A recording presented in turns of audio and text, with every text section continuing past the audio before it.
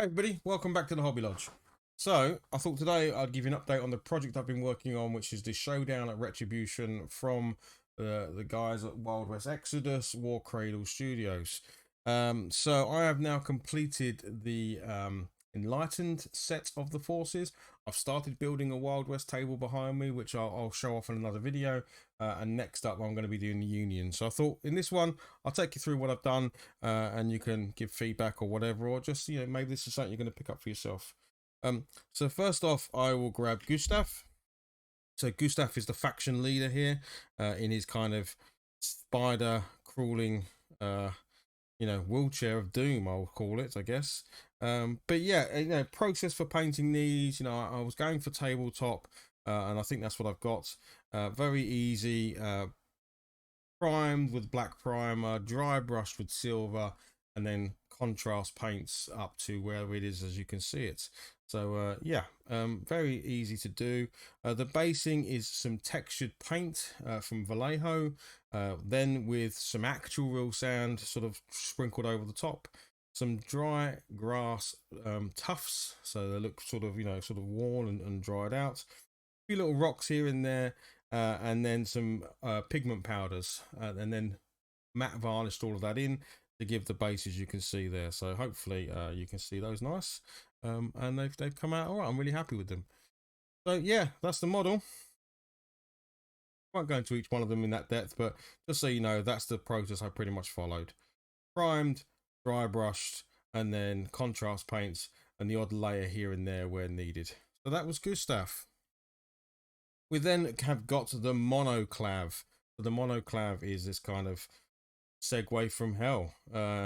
It's a pretty cool looking model. It's probably one of my it's probably my favorite so far, just because I like the idea of this thing just trundling along the desert, just laying waste.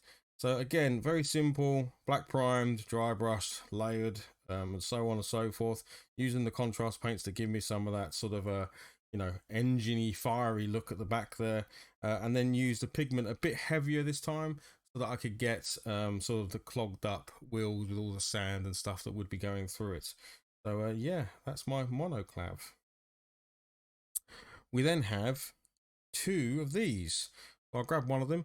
These are the spider clav. So monoclav, spider clav, very same body. Well, actually, it is the same body as you can see, but then how they get around is very different. So that's a wheel. This is legs, and again, exactly the same painting process on these to get them to where they are. I'm really happy with them again. They look pretty mean.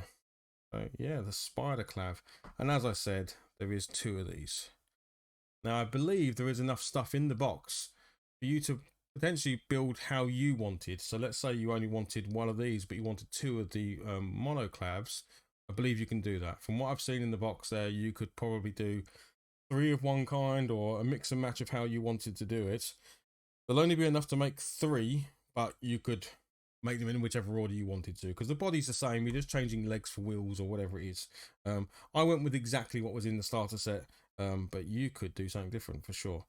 Yeah, and there's the other one there. So the second spider clav, as you can see, very similar painted, same basing as the others.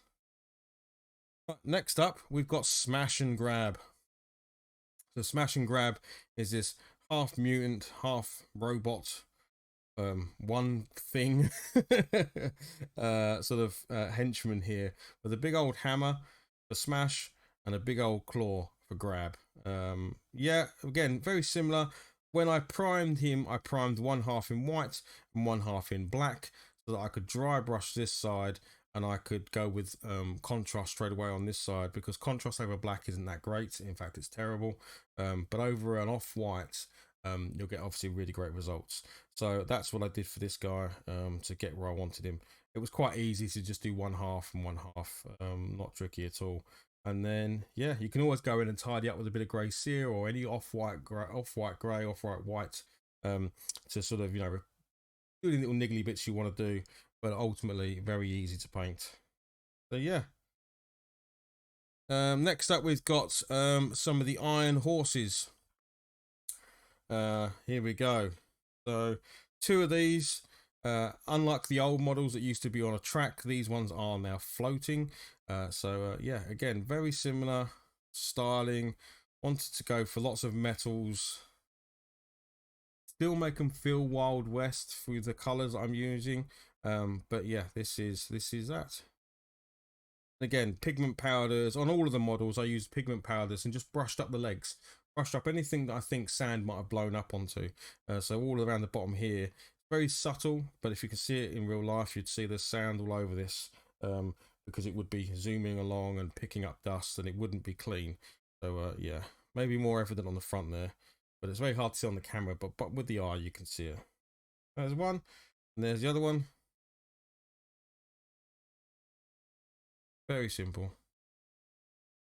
One thing to make sure you always do, if you're going to do my method and use things like contrast paints, get a good matte varnish.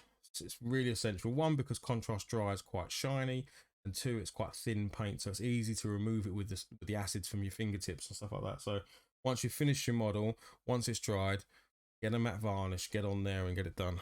Right, and the last one is Emily, which is actually the last one I painted. I painted this one up the other night. And she's like repairing a robot dog or something. She's got the head of a robot dog in her hands, and she's giving that a repair job with this kind of mechanical device. Yeah, not much to say about her really. Exactly the same method. She's wearing lots of sort of metal, so a lot of dry brushing there, bit of edge highlighting with some bronze, and then as you can see, sort of the red jacket piece. But yeah, nice and simple, and she's done. So that is the Force, and I really like when it's all together, all of the bases really tie it together nicely, and it's come out. I'm really happy with it. So yeah, that's it. Just a quick video to take you through. If you've got any questions about how I did it or want to ask anything, chuck them in the comments below, and I will respond. I always respond to every comment I ever get.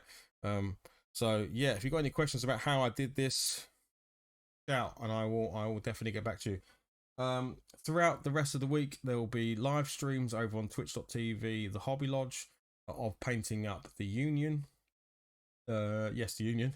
And also working on the table behind me. But with any luck, next few days, really crack on with that set. I'd like to get this painted by next few days, and then get some games on probably next week or so. But yeah, obviously, if you're watching this in the future, hopefully that all happened, and you enjoyed it. But yeah, if you liked it, give us a like, give us a thumbs up, give us a subscription, and then come over to Twitch and give us a follow on there to catch any live streaming. Right, thanks very much for watching. Bye bye.